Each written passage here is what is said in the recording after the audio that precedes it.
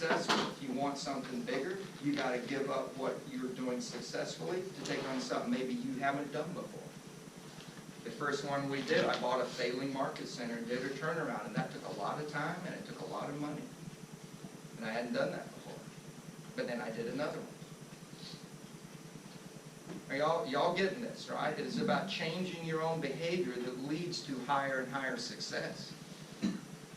Jen, your team leader here, started out as an admin on a team in one of our offices. And she moved from that role to being an agent on that team, and from that role to being an agent in the office, and from that role to the productivity coach, and from that role to the team leader role. And she had to face giving up things she was good at and becoming something she's never done. And one reason she's a leader is her ability to do that. Touch the mouse. No. There you go. So my point is, you're watching this happen around you in the company. You're watching new agents come in and then suddenly sell 15 or 20 houses their first year. If they've never been an agent, they have learned to do things they've never done. And that takes a level of self-mastery. Right? So people do this around you, but some do it at a high level and some do it at a low level, but people do this. The person who's done this the best that I've ever seen, and I'm not here to blow smoke or whatever, but it's Gary Keller. He's changed consistently over time. And our international ALC, our International Agent Leadership Council, took a vote at this last reunion. Y'all know what that vote was, that big vote they took? To transform what kind of company we are. When I joined Keller Williams 16 years ago, we were this was what we were called, a training, coaching, and consulting company disguised as a real estate business. And we are still a training, coaching, and consulting company. That's who we are, right? The people that work here help you guys build careers worth having through training, coaching, and consulting. They are not selling real estate. You're selling the real estate. Is that true? We're a training, coaching, and consulting company. But the vote they took at the IALC was the first change this company's ever had. We are now a technology company. They took a vote. We have transformed into a technology company. And that's significant. And that's Gary Keller saying the entire company is going to change the kind of company we are. And for a company to do that, that's massive. And that is difficult. And the things it's causing to happen at KWRI is people are losing their jobs. People are getting cul-de-saced. They can't grow any farther because of us now becoming a technology company. It's creating a lot of change. And Gary Keller is one who bit that apple. And I applaud him for that. It's huge. So, this issue of self-mastery is number one. The minute you get self-mastery, if you understand it and then you get it, where you start working on controlling your behavior, this pops up.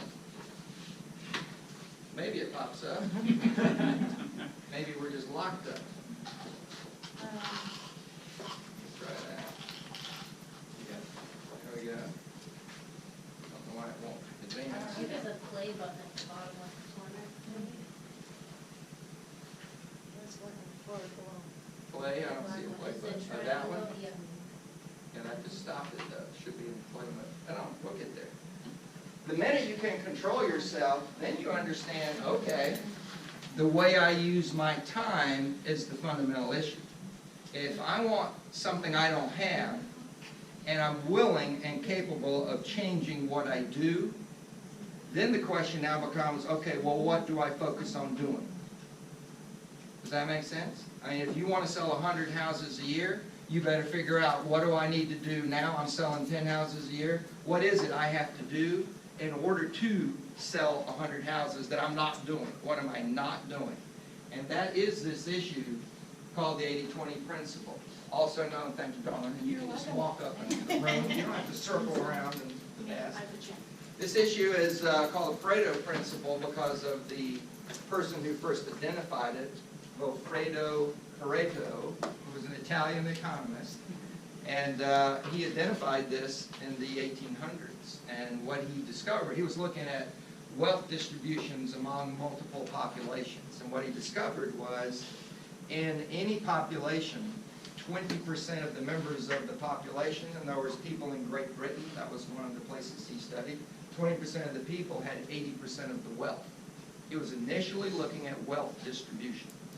And he looked at Britain, and he looked in Italy where he lived, and he looked in France. And he found this to be true in all three of those. And it varied from business industry to business industry, but as the nation as a whole was studied, it was the 80-20 rule. What do we know about that rule today? It's still true. It is true, but it's much more skewed. It's actually 8% of the population in America has 92% of the wealth. The middle class is disappearing, and the rich are getting richer. Now, what does the Pareto principle say about that? It won't last. It won't last. The pressure is building to turn it around. The pressure is building to turn it around. You need to understand this. This is not a political statement. Donald Trump being elected was an example of the 80-20 principle, putting pressure to get closer back to 80 than 90. It was the pressure of people who were losing their financial position in our economy, in our country. It was the pressure of people being very disgruntled about opportunities dwindling and cost rising. Is that true? It was the pressure for people to want change at a high enough level. I mean, when I looked at that election, I'm sitting there thinking, little old Vilfredo Pareto, Italian economist, hit the button on the head. It's pretty amazing when you really think about it. In the 20s, when so many people were doing so well, it was actually more like 60-40. And then the Depression hit, and what happened? It went all the way to like 95-5. And then we had the boom years of the 40s and the 50s, and then it went back to more distribution of wealth. Now, how does this relate to you? 20% of what you do will give you 80% of your result. In other words, the 80-20 rule shows up in lots of scenarios, and it shows up in your success. There is a 20% for all of you if you're going to succeed in real estate. What's your 20%? I won't disagree with the comment Legion, but don't say Legion, because Legion could be working on your SEO campaign. Technically, that's marketing, and that's Legion, right? So don't say that. What is it? Conversations. Say that again? Eyeballs and phone calls. Eyeballs and phone calls. It's contacts. It's talking to people, right? Either like that or like that. It's talking to people.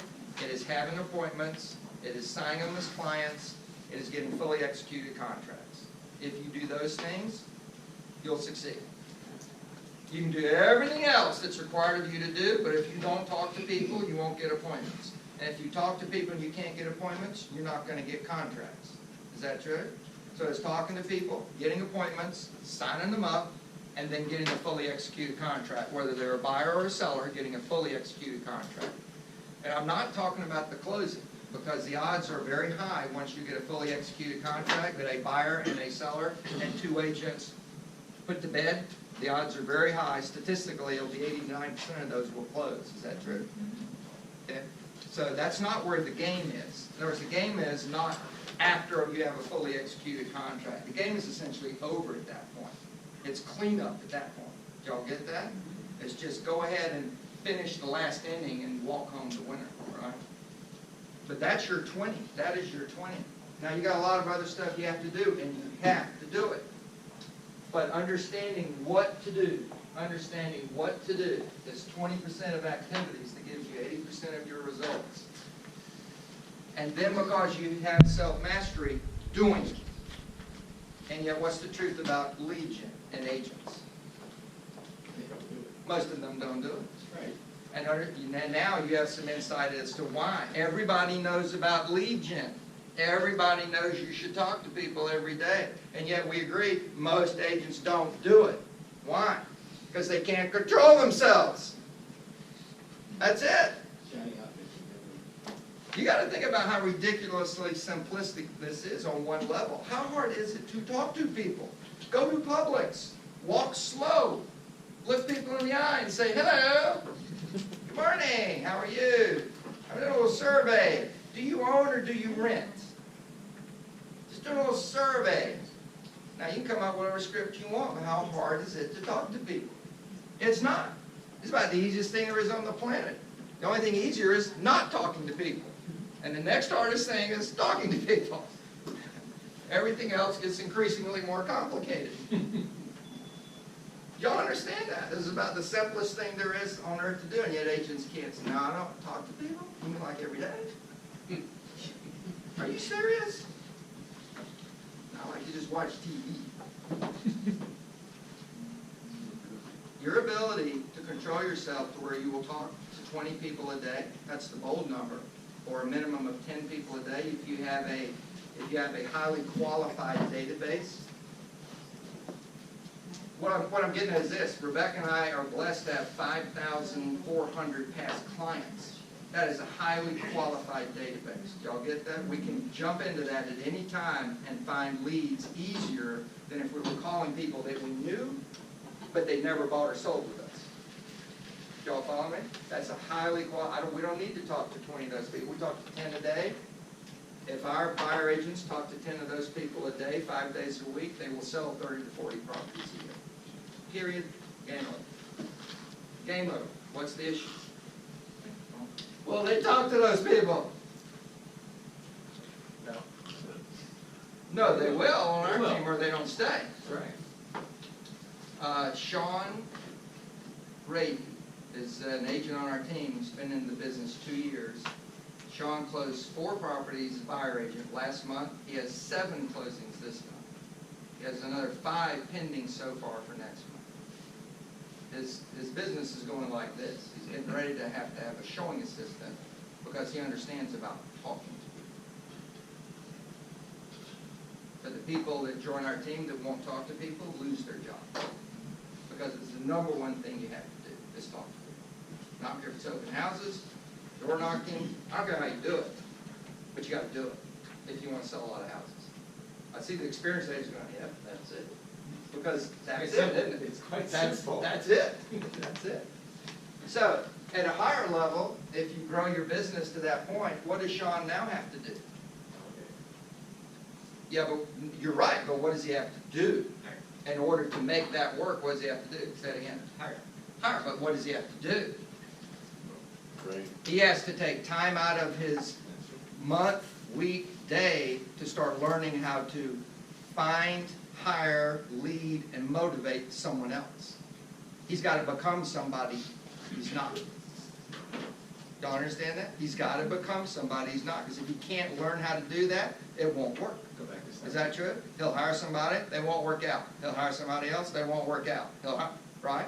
And then he'll hire maybe one more person, and then he'll say, I'm done with this, it doesn't work. No, you don't work.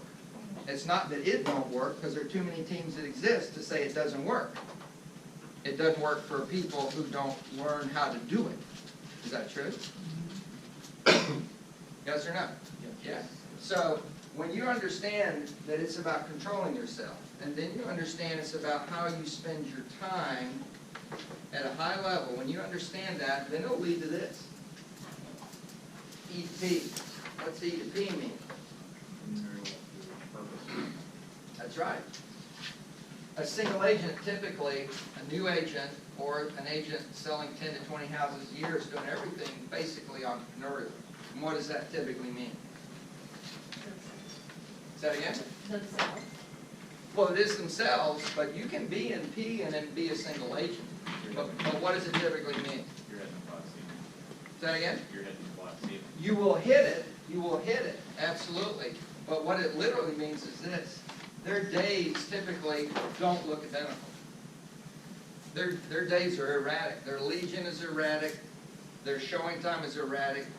They can't even tell you which nights this week they'll be home for dinner. Because somebody's going to call them on a sign and they'll end up staying out till 8 o'clock showing property to somebody they met this afternoon. Is that true? Yeah. It's all erratic. And it's all erratic because they're working in E instead of P. P means if I want to sell 30 to 40 houses a year, I need to embrace the fact that I can do that in 40 hours a week. And I can do that in 40 hours a week. If and only if I focus, I think about the options that I can sell 30 to 40 houses. What does that literally mean? Strategic options. I focus. I want to sell 35 houses a year, 36 houses a year, 36 houses, 3 a month, 36 houses. What are the options to do that? What options are they talking about? They are, but specifically we're talking about lead gen. It's how can I do that? Could I sell 36 houses doing just open houses? Good. Absolutely. Sure. Absolutely. It would take you a minimum of 1 open house a week where at least 12 people showed up and signed in with their contact information. That's a key issue, but all the research says that. 12 open house visitors who give you their contact information, meaning you can follow up with them, equals 1 sale minimum. 12 equals 1 sale minimum. And it shakes out just like this. 12 will equal 3 to 4 appointments. 3 to 4 appointments will equal 1 to 2 clients. 1 to 2 clients will equal a minimum of 1 closing. It's just like that. It's not complicated. It's a numbers game, right? So that's an easy path to 30 to 40 sales a year. So what are my options? And then, okay, what's the model? What's the model for building a business based on open houses? What's the model? There is a model. There's a training manual that we have called 36-12-3. What's 36-12-3? 36 sales in 12 months doing 3 hours of lead generation 5 days a week. That's what it stands for. There's one manual that tells you how to think and how to organize, and then there's 8 manuals on one option, on one strategic option to sell 36 houses. The 8 that were chosen were the top 8 ways highly successful single agents in KW sold their houses. That was a 2.5 years study, 2.5 years of research about agents who sold 30 to 40 houses a year, single agents all alone. How did they do that? And they found there were 8 strategies that were commonly used. One of the most common was open houses. So they simply studied all the people who did it through open houses and come, well, here's the best practice to do an open house. Isn't this the power of KW? You don't have to guess. Gary Keller's made it his mission that we will be a training, coaching, and consulting company based on research and knowledge about what works from what doesn't work. Does that make sense? That's it. So, you identify the model, and that model will have systems in it. Systems in it. And then you'd be accountable to result. What does that mean? What does that mean, be accountable? What does it mean to be accountable? Gotta get it done. Own your results. Yeah, but accountability that really works and is predictably good, say it again. You have a coach. Yeah, somebody else. Somebody else. You need somebody else to hold you accountable. If you're trying to become somebody you're not, you need help. You need help. If you struggle with any issues in terms of self-control, in terms of self-mastery, if you know you do, then you need help. If you're trying to become somebody you're not. I've never sold 36 houses a year, and I've done 3 open houses. I want to be a master of open houses, and that alone will give me 30 to 40 sales a year. You're going to need help. Otherwise, you're going to go like this. You might get there, but it might take you 2 years instead of 1 year. And you're going to be going like this the whole time. Where if you have accountability, someone's going to shove you on the right path and keep you on the right path. Is that true? It is very true. It's true for me. It's true for you. I have 2 people that hold me accountable. 2 people. Because I can do this in a heartbeat. I can go down a rabbit hole just like you can. Woo! I'm going down a rabbit hole. I'm diving in. Understand, self-mastery leads to a focus on how you spend your time, which leads to a focus on, I need a plan. If I really am going to focus on how I spend my time, I better have a plan for how I spend that time, or I'll not spend my time efficiently. Does that make sense? It makes perfect sense. The next issue, come on. Okay. The minute you do that, you say, okay, I need to learn something. We just talked about that. You say you want to sell these through open houses, you got to learn about open houses, right? You got to learn not the easy stuff. You got to learn the detailed stuff. How do people who do that really do it? Because the fact is, there are people in our company who only do open houses that sell, the highest number I know is 384 houses a year, only doing open houses. That's all they do, and they do 3 to 6 a week. And that's it. That's all they do. But guess what? Every day, for 8 hours a day, they're working on open houses. Every day. Every day. They're working on the ones they're about to do, or they're following up with the people who came to the ones that they just did. You follow me now? So everybody's doing nothing but working on open houses. Open house visitors, open houses planning. They're just open houses. That's it.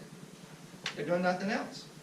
If you were a single agent and you said, I'm going to do open houses, and that's going to sell 30 to 40 houses a year, you will be working 8 hours a day on open houses.